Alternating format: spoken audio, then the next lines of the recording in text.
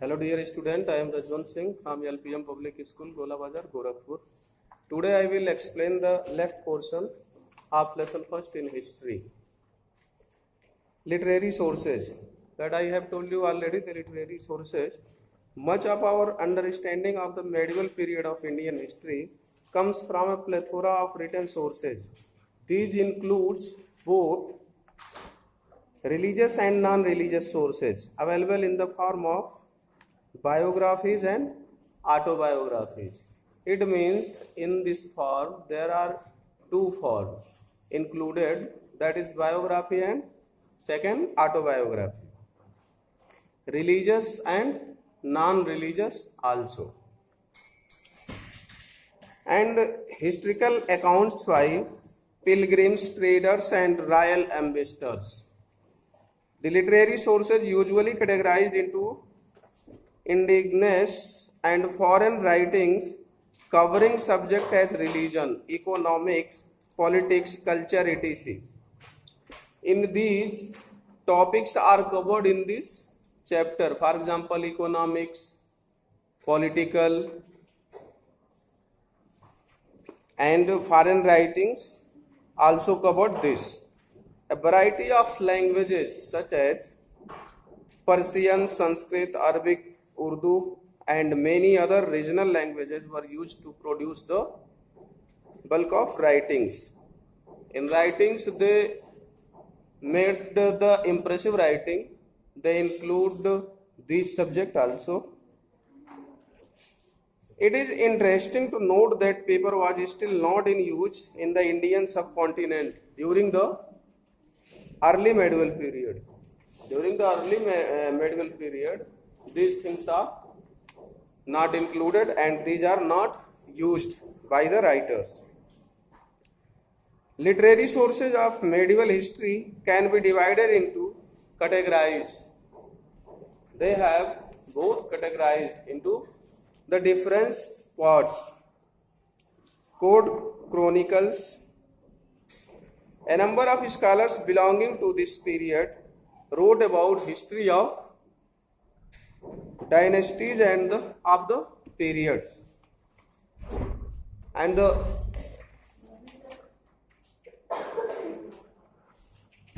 these are known as code chronicles. One well-known complete of a code chronicles is Abdul Qadir Badawni's, and the selection of chronicles, a work in these volumes that deals with the region of Babar, Humayun and Akbar.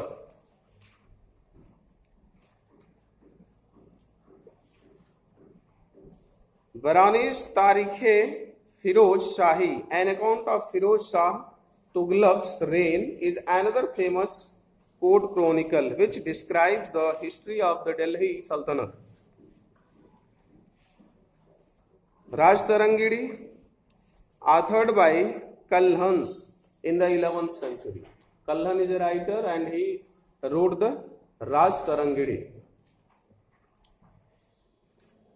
It provides information about the history of the rulers of Kashmir, and in this writing they have written about the rulers of Kashmir who ruled on Kashmir at that time.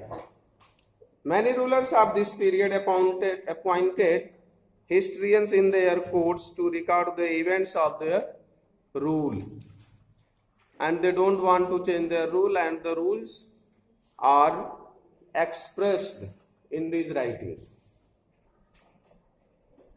Abdul Fazl's Akbarnama.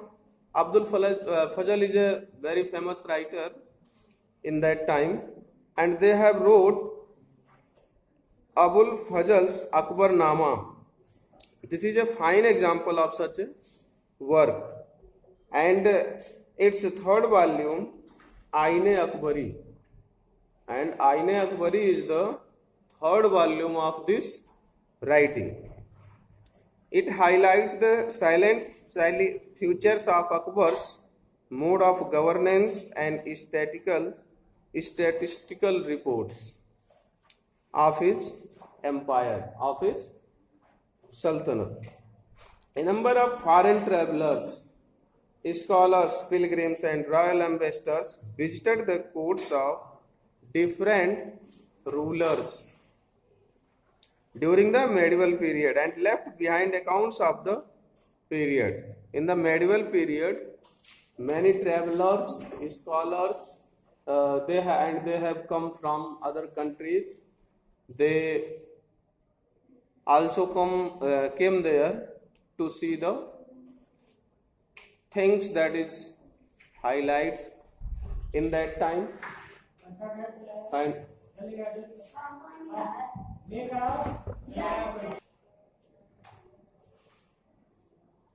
the writings of many European travelers like Duarte Barbosa and Domingo Page of Portugal, Rolf Fitz, William Hawkins, and Sir Thomas Roe of England, Niccolo Conti and Niccolo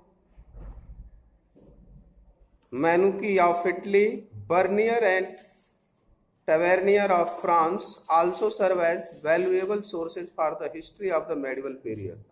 And the names that I have mentioned, these names are the very valuable of that medieval time. Athanasius Nikitin's visit to India is described in his book. He has described his travelings in this book, The Journey Beyond Three Seas.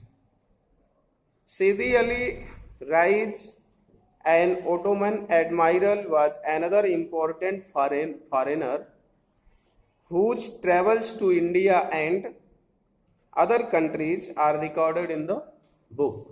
He has recorded all the things where he traveled in their book. Miracle Memolik are the mirror of countries.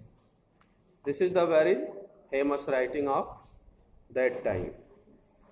Religious literature. The medieval period of Indian history was also the period of religious literature. This is also known as the Bhakti and Sufi movements, which spread across the subcontinent and contributed to some fundamental changes in the social and cultural outlook of people at the large scale. The saints and sages associated with these movements composed poems, songs, dohas, etc. You know what is dohas? For example, our writer Kabir Das has written in dohas, and songs, many writers have written many songs, that is very popular. And poems, this is the composer of poems who composed many poems. The local language, which are a reflection on the period during which they wrote. At that time when they wrote, the local language also preferred for those peoples who were near the areas. During this period, the religious texts, for example Ramayana and Mahabharata, were translated into regional languages.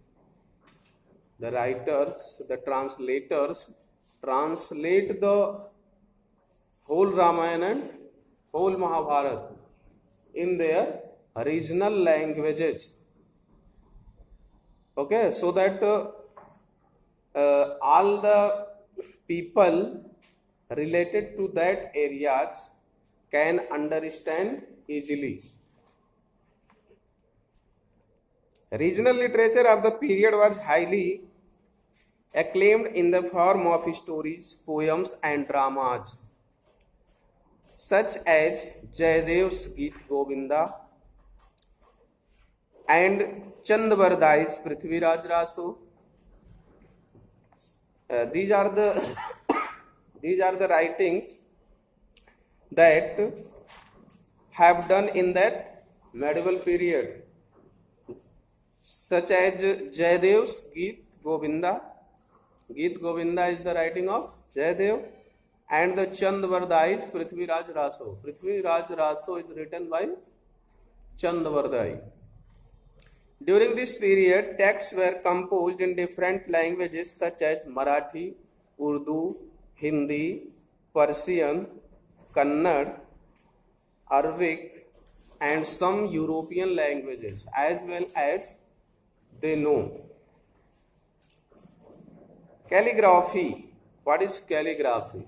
Calligraphy is already basically the art of writing alphabets in artistic manner. Many writers have used this method and they have followed this artistic method so that the words are so easy and interesting. It was a common feature of the manuscripts written during the medieval period of Indian history. This is the common structure.